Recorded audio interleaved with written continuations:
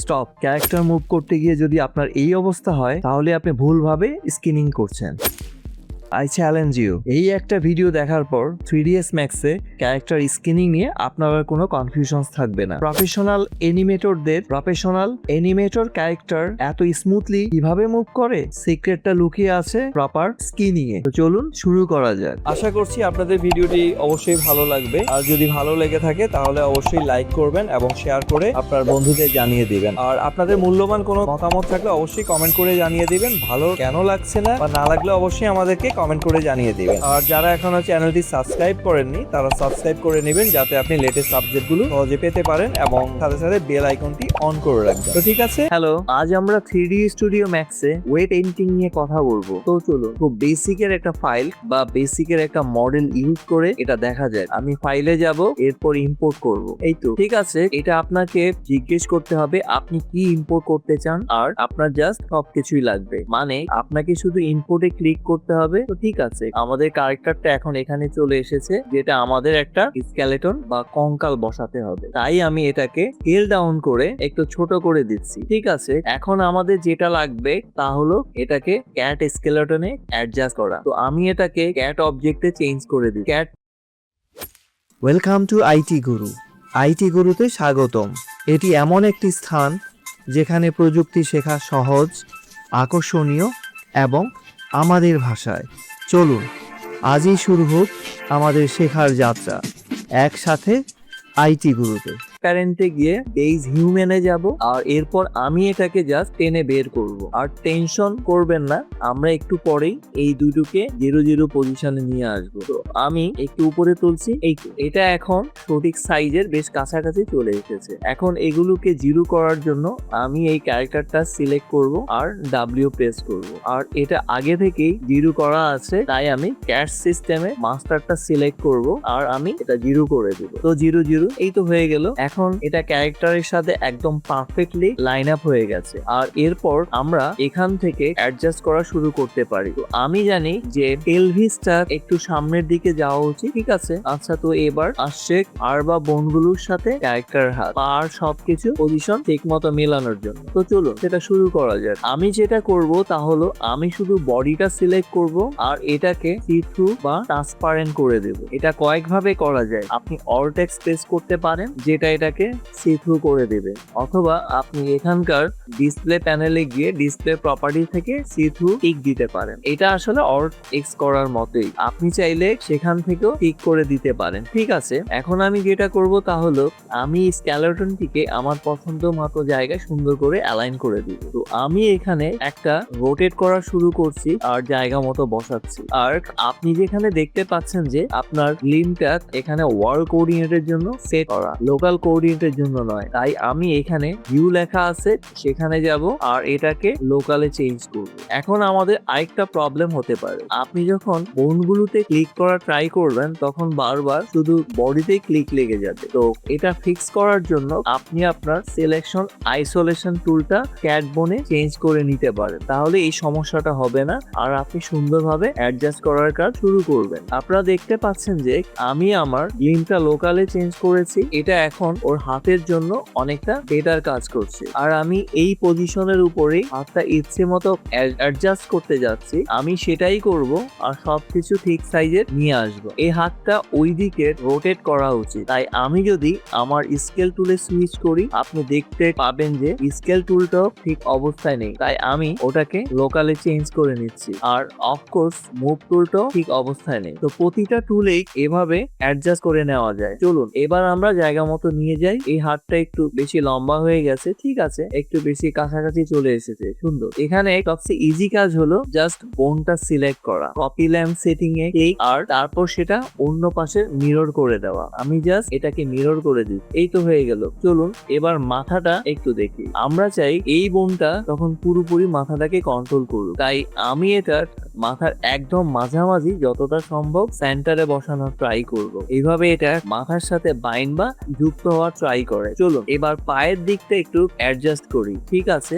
আবারও মনে করিয়ে দিচ্ছি, যদি পা মুভ করতে চান সব সময় একদম নিচের এই রেক্টেঙ্গেল বা চতুর্ভুজটা মুভ করে করবেন। বোন অথবা হাড়গুলো ধরে মুভ করা ট্রাই করবেন না। ঠিক আছে, তো ওটার হাঁটু ঠিক জায়গা মতো নেই, আমি একটু স্কেল করে হাঁটুটা ঠিক করে ট্রাই করছি। এই তো হয়ে গেল। এখন একটু সামান্য বাঁকিয়ে নেব, তাহলে রোটেশনটা একদম পারফেক্ট হবে। এই পাটা সিলেক্ট করুন আর কপি করে এই পাশে পেস্ট করে দিন। এখন তো হয়ে গেল। এবার আসছে সবচেয়ে মজার পার্ট, যেখানে আমরা আসলে বোনের সাথে স্কিনটা বাইন্ড করব। তো চলুন আমরা সিলেকশন টুলটা অফ করে দিই, যাতে আমি বডিটা সিলেক্ট করতে পারি। বডিটা সিলেক্ট করুন, এরপর মডিফায়ার এ যান।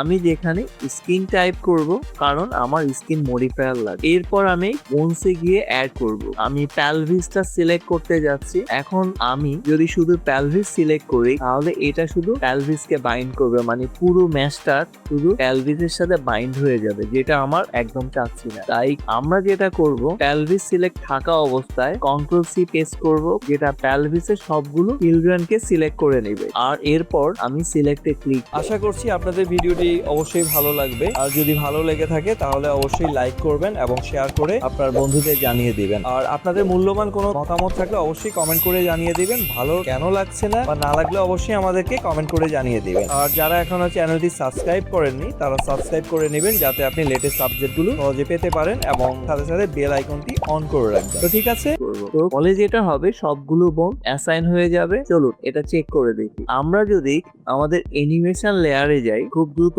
এটা অ্যানিমেশন লেয়ার অ্যাপ্লাই করি, প্লে করি। চলুন ওর হাতটা একটু রোটেট করে দেখি যে এটা কোথাও যেন বাঁকছে বা ভেঙে যাচ্ছে কিনা। ঠিক আছে, তো অ্যাডজাস্ট এভাবে রোটেট করি। আমরা দেখছি যে কয়েকটা জায়গা ভেঙে যাচ্ছে, তো এই জায়গাটা ওর বডির থেকে একদম ছিঁড়ে যাচ্ছে। আর আমরা আমাদের এটা ফিক্স করতে হবে। আমি শুধু ওই পার্টটাই ফিক্স করতে যাই। আর এটা দেখলে আপনারা একটা আইডিয়া পেয়ে যাবেন পুরো মেশের অন্যান্য কাজটা কিভাবে করব। এতে করে ভিডিওটা একটু ছোট হবে। তো চলুন এটা একটু দ্রুত দেখে নেই। আমি হয়তো C3 মোড অফ করে দিব, যাতে আমি ভালোভাবে দেখতে পারি। এখানে একটু স্ট্রেচিং বা টান লাগছে, যেটা আসলে আমরা চাই। আর ওই জায়গাটা একটু ভিতরের দিকে দেবে যাচ্ছে। তো চলুন দেখি কি করা যায়। আমরা যেটা করব তা হলো, আমরা মডিফায়ারে স্ক্রিনে যাব, তারপর এনভেলপ আপনাকে দেখায় কোন বোনটা কোথায় আছে আর সেটার কতটুকু কন্ট্রোল আছে। আমাকে এফএস অন করে নিতে হবে। এই তো ঠিক আছে। এখন আপনাকে যেটা করতে হবে, প্রতিটা বোনে যেতে হবে।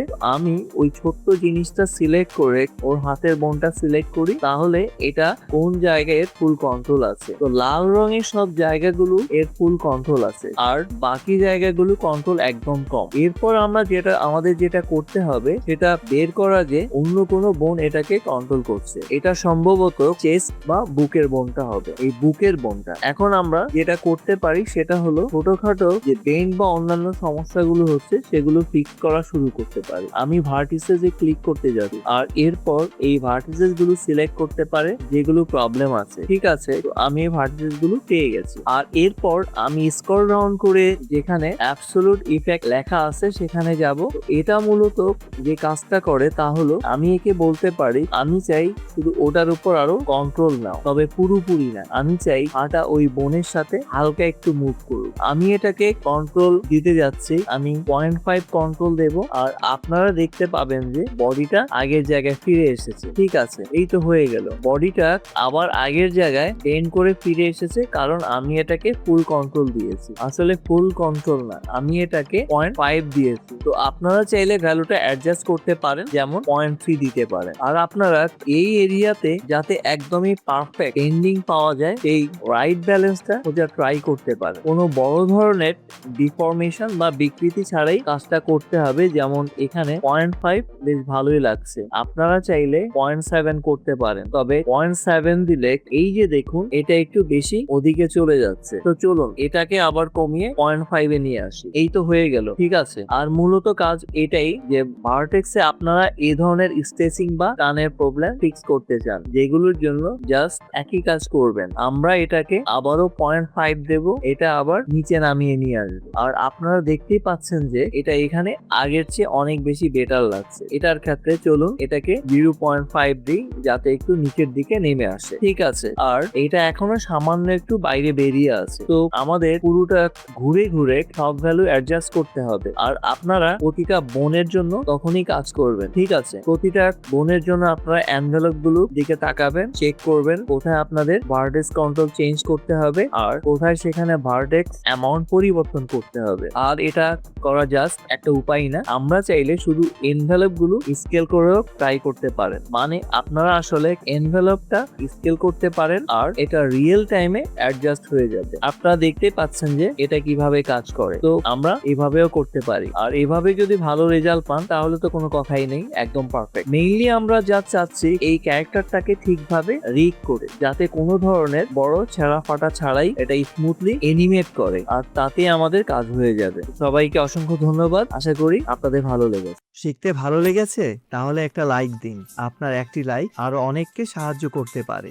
আপনার মতামত, প্রশ্ন বা নিজের টিপস থাকলে কমেন্টে জানাতে ভুলবেন না। আপনার কথা শুনতে আমার ভালো লাগে। যদি আপনি বিশ্বাস করেন যে শেখা মানেই ক্ষমতায়ন, তাহলে সাবস্ক্রাইব করুন এবং বেল আইকনটি অন করে নিন। চলুন এমন একটা ভবিষ্যৎ গড়ি যেখানে প্রযুক্তি সবার জন্য শেখার সুযোগ তৈরি করে। ভিডিওটি শেয়ার করুন এমন কারোর সাথে যে শিখতে চায়। চলুন একসাথে এগিয়ে যাই।